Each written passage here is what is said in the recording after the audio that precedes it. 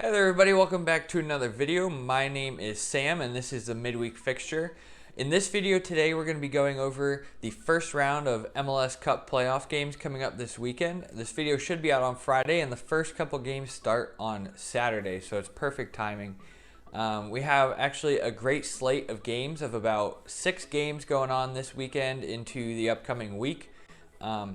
And if you want to actually see my experience at one of those games, I'm going to the Philadelphia Union versus New York Red Bulls game on Saturday. So go ahead and subscribe if you want to see that coming up next weekend, and go ahead and like the video if you'd like to see more content like this. Without further ado, I'm going to go ahead and get into the matchups and do a little bit of evaluation of how I think the games are going to go and where the teams are at. All right, so first game on the schedule, which is actually the first game of the MLS playoffs this year, is Philadelphia Union at home versus New York Red Bulls. So both teams are coming into the game in some really good form, with Philadelphia only losing 1 out of the last 10, and New York Red Bulls actually only losing 1 out of the last 12. Both the Red Bulls and Philadelphia rely on young, homegrown players from their academy, but both teams actually rely on these players a bit differently. So it seems like New York Red Bulls likes to go ahead and put their full faith and confidence in these players to go out and actually make a difference. And they start a decent amount of young players, usually including Caden Clark, who is going to Red Bull Leipzig in January. As well as John Tolkien on the wing there, I think on the left side. These are some really good young players that they have in their core that they are most likely going to start from the get-go. It really depends on how their form is, because they played 3 games in the past 2 weeks at the U20 Revelations Cup in Mexico. So that could really affect the Red Bulls. Union also have a lot of young homegrown players, like Quinn Sullivan and Paxton Aronson, but they like to use these players a bit differently coming off the bench.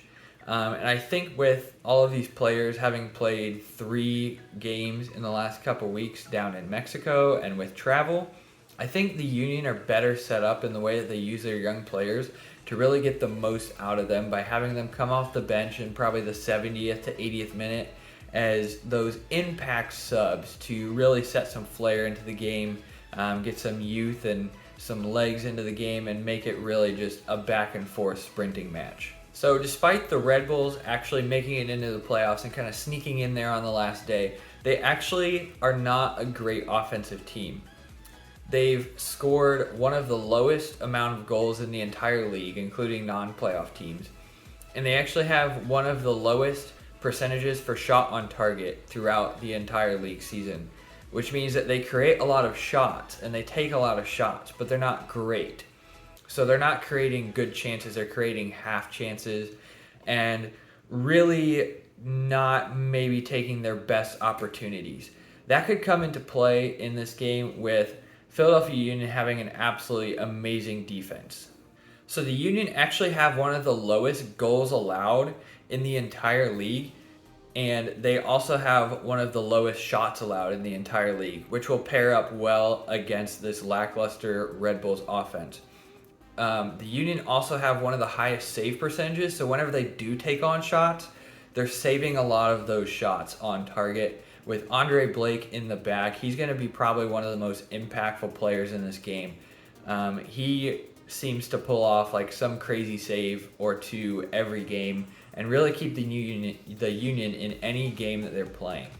This is going to be an extremely defensive game from the beginning of it, and I think it will open up more as the game goes on.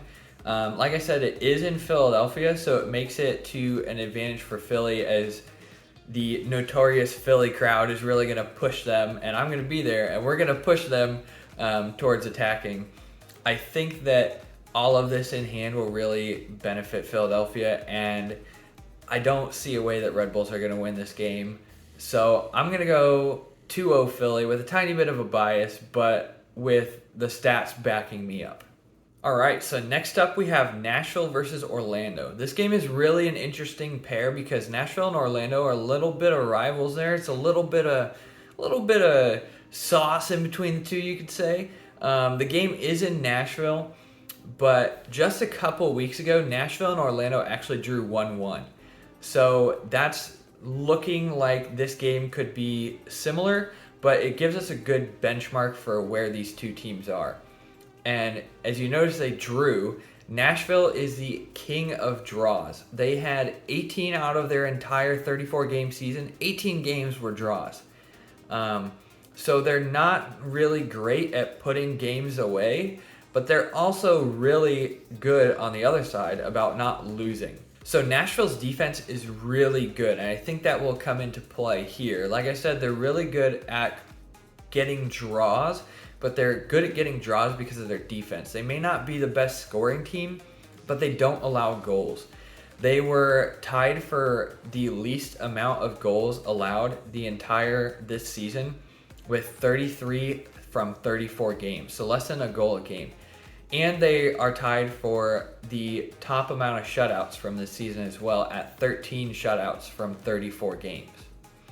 Not only that, Nashville should be coming into this game with some pretty good hope that they're going to get at least a couple goals with their star player Mukhtar, who I believe had 16 goals and 12 assists this season. He's one of the finalists for MLS MVP. So that could really bring a boost to the team, and we should see that. I think they're going to come out, and they usually play for draws, but they're not going to play for draws this time. They can't. They have to go out and attack, and I think that they're really going to take advantage of that. One thing that I'm excited to see is that Daryl DK versus Walker Zimmerman battle there in the center of the attack for Orlando. So Daryl DK is actually coming into this game, coming in with some great form. I believe he scored either 7 goals in the last 9 or 8 in the last 10. The attack is really picking up for Orlando. The problem is that they're not the best defensively. I believe they're middle of the league basically on defense, which could really help Nashville. With this game being in Nashville, and with Nashville being really good at holding in their defensive structure and not allowing goals, I do think that Orlando are going to score, but I don't think they're going to be able to score enough to really win this game. I think that Nashville is going to win 2-1, and I could definitely see it playing into extra time, but I do think that Nashville will win before it goes to penalties. So the next game we have Atlanta versus NYCFC in New York, and this game is one of those games where it's probably one of the hardest out of the entire weekend to tell beforehand based off of stats and style of play of who's really going to pull through with this game. So both teams are coming into this game in really good form. NYCFC had a stint there between September and October where they actually did not get any sort of points, but in the last 5 or 6 games they've really picked it up, pulling back 11 points from their last 5 games and actually scoring 12 goals throughout those last 5 games, so more than 2 a game on average. But Atlanta United are also coming into good form as well, being unbeaten in the last 6 games and really starting to show that they are going to be a good team in these playoffs. Atlanta United really like to play on the counter, they like to play wide, and they like to play long. So a lot of the times those midfielders and wingers will really like to play that ball in for Joseph Martinez to run into because he's got some excellent pace and he's an absolutely deadly finisher. I believe he was the fastest MLS player to 100 goals, and he did it over the course of, if I remember, it's been 3.5 seasons, and that includes an injury. NYCFC play at Yankee Stadium, meaning that they actually play on one of the smallest regulation pitches in the entire world. The pitch is super small, both lengthwise and widthwise, which I think might be an advantage for NYCFC. NYCFC also have the Golden Boot winner in Valentin Castellanos, and I really expect him to put on one of his best shows coming up this game and really just show why he won that Golden Boot and show why NYCFC have been in good form and are ready to take on the playoffs. So I think this game could actually be a really high-scoring affair. I just feel like both teams are going to go all-out attack and know that each team could really come back with a goal if the other team scores. So I think they're really just going to go back and forth and go for it. I'm going to be conservative with my scoring though, and I'm going to go 2-2.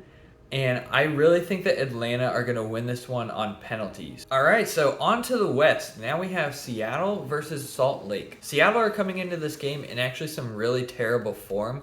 It looked like throughout the season that Seattle was actually looking to push New England at least for that supporter shield, and were top of the West by very, very big margins for a long time there. But they really fell off these last 6 games of the season, drawing 3 and losing 3 in the last 6. So they picked up a total of 3 points since basically the beginning of October, which is pretty concerning. But Seattle always seems to have this knack in the playoffs for just kicking it into the next gear and really pushing on. And I think that this game is the perfect opportunity for them to really do that. Salt Lake may have gotten into the playoffs off of a really, really terrible refereeing decision. The referee didn't call what should have been a penalty. If that penalty was scored, Salt Lake would have had a draw instead of a win, and that would have put Real Salt Lake out of the playoffs. And there's actually been a few people that were calling for a replay of that last game because it was very blatant and very obvious to anybody that was watching. But MLS decided not to do that, and they didn't make any sort of statements. The refereeing committee made like a minor statement like, oh, sorry guys, whatever. But Salt Lake are here. They're in the playoffs. But they are probably the most average team that you will ever get in the league.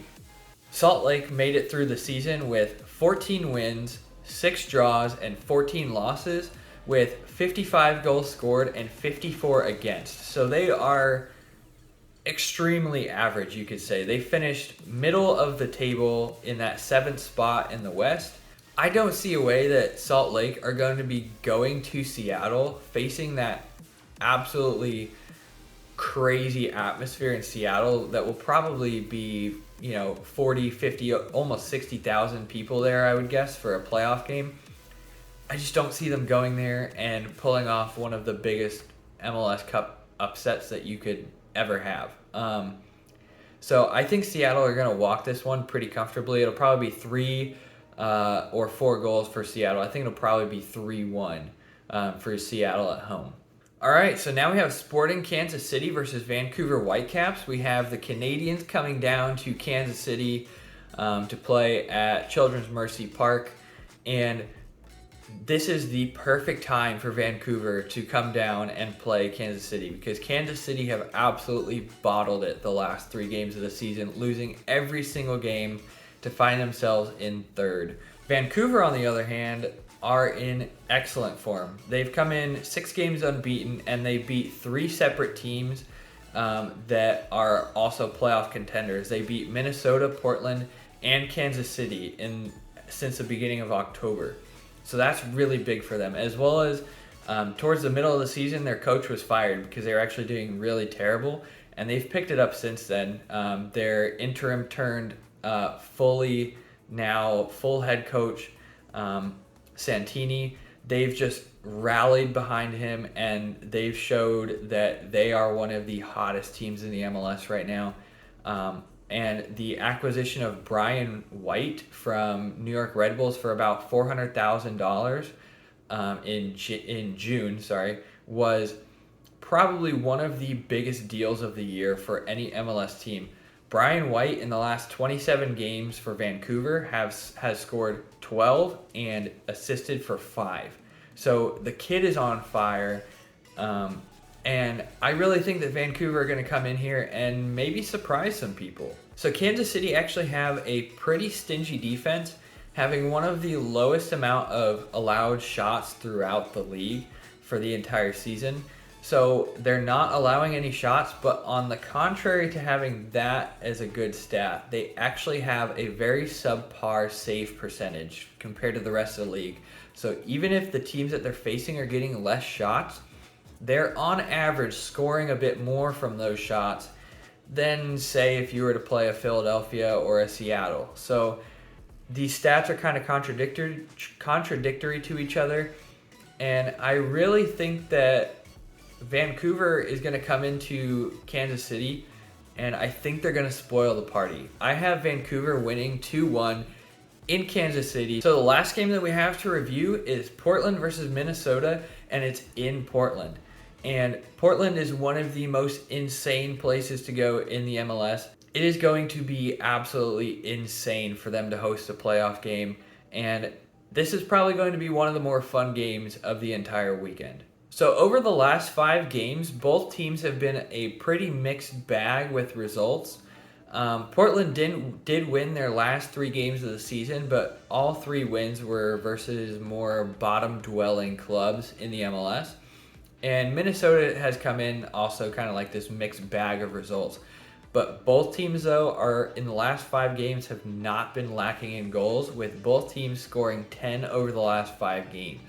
Even though both teams have been consistent in scoring in the last 5 games, over the course of the entire season, Minnesota is actually one of the worst teams in the league in scoring, and I believe that they've only scored 42 throughout the entire season.